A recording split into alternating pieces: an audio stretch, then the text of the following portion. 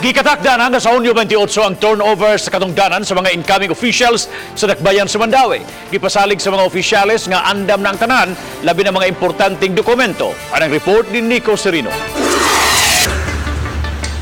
Gitigom kaganihan ni Acting Mayor Carlo Fortuna ang mga department heads sa Mandaue City. Agi kini og preparasyon sa turnover sa katungdanan sa Bag-ong Administrasyon.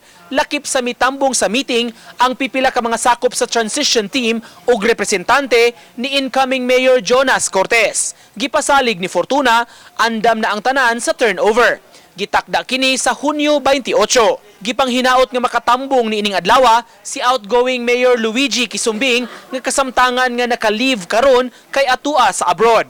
Ang termino sa mga bag-ong officials magsugod udtong tutok sa Hunyo 30.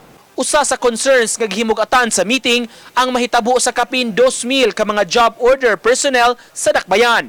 Common concerns sa tanang departments ang kanang mawagtangan o kanang empleyado, especially kanang mga empleyado nga na-train na bitaw sa trabaho kay they are no longer performing just clerical work.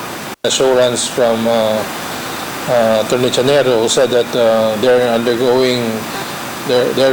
conducting a assessment. Gipasigarbo sa mga outgoing officials ang progresibo nga syudad sa paglingkod sa bag-ong administrasyon.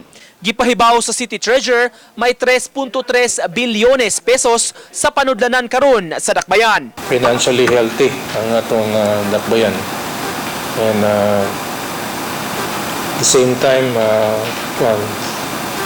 we have a very progressive city that we are turning over to the next administration. And our competitiveness sa city continues to improve. Uba ni Godfrey Relien, Nico Sereno, Balitang, Bisdak.